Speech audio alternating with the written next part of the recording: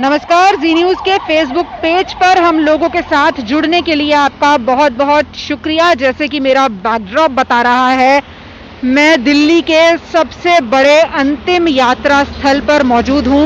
ये जगह निगम बोध घाट कहलाती है और दिल्ली में इस वक्त ये जगह इसलिए भी चर्चा में है क्योंकि इसी जगह पर कोरोना पॉजिटिव लोगों के अंतिम संस्कार की प्रक्रिया को पूरा किया जा रहा है।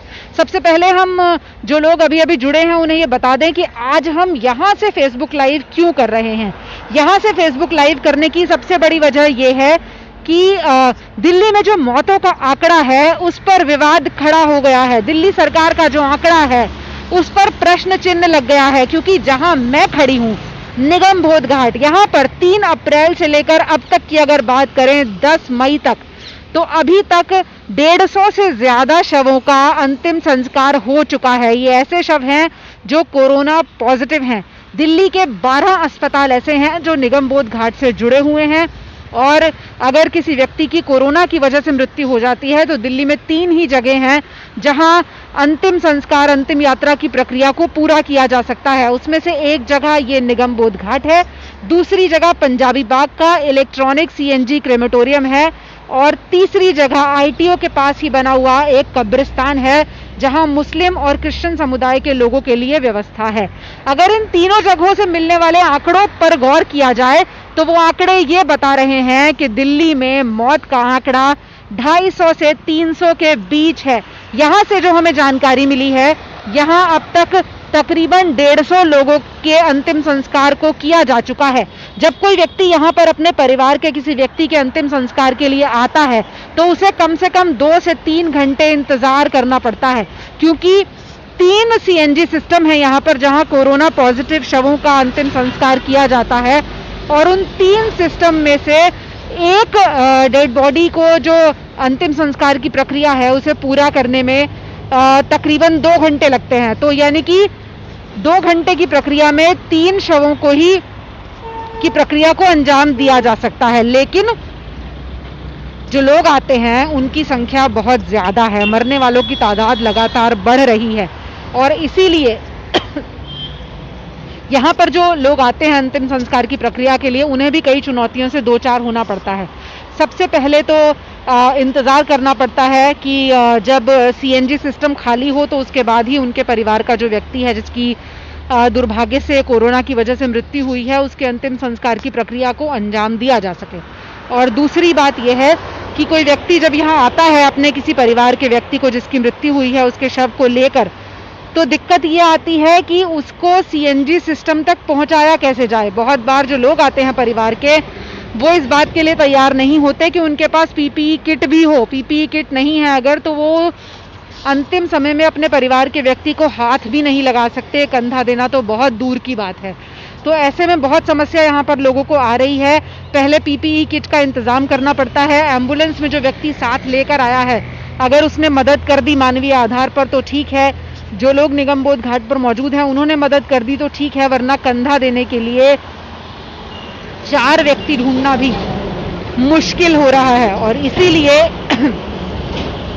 जब यहाँ आकर हमने आंकड़े पता किए, यहाँ जब हम रिपोर्टिंग के लिए आए और हमने यहाँ पर बात की तो पता चला कि लंबा इंतजार लोगों को करना पड़ रहा है। इसी तरह ITO पर बने कब्रिस्तान में जब हमने रिपोर्टिंग के लिए पता की तो अब से आधे घंटे पहले तक वहां 95 शवों की गिनती पूरी हो चुकी थी।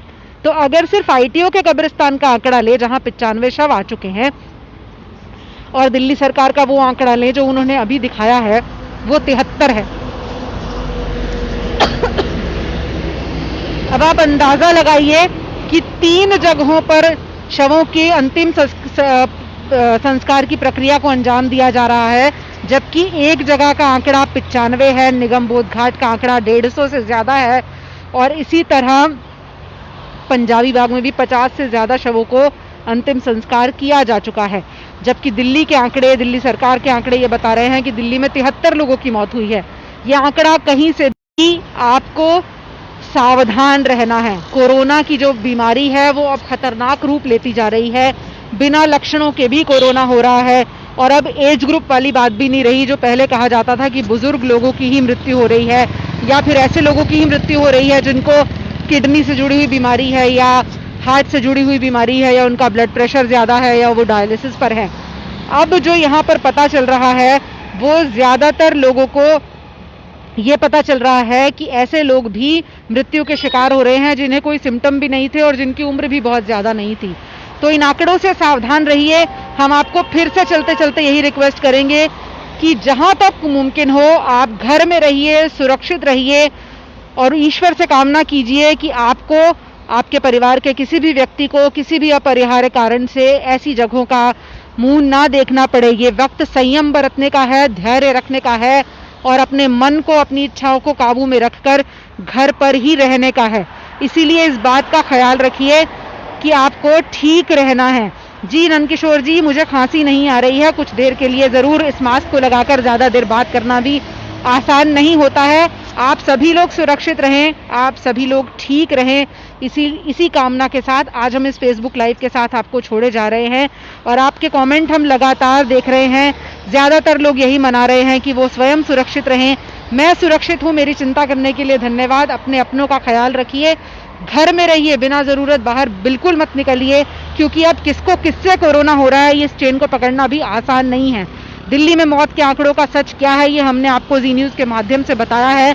ये आगाह करने के लिए भी है कि ये सिर्फ दिल्ली की कहानी नहीं, किसी भी शहर की कहानी हो सकती है, किसी भी राज्य की कहानी हो सकती है कि आधिकारिक आंकड़े बेहद कम हो और असल मौतों की संख्या बहुत ज़्यादा हो। ऐसे में ज़रूरत है अपनी जिम्मेदारी समझने की, ऐसे में ज़रूरत है खुद का ख्याल रखने की और अपने अपनों का ख्याल रखने की। तो अपना ख्याल रखिए, सुरक्षित रहिए और सभी लोग स्वस्थ रहिए। इसी कामना के साथ फिलहाल नमस्कार। अपनी क्वेरीज ज़रूर कमेंट बॉक्स में छोड़िएगा, कोशिश करेंगे कि ज़्यादा से ज़्यादा क्वेरीज का हम जवाब दे सकें। जी न्यूज़ के फेसबुक पेज पर जुड़ने के लिए आप सभी का बहुत बहुत शुक्रिया, धन्यवाद, नमस्कार।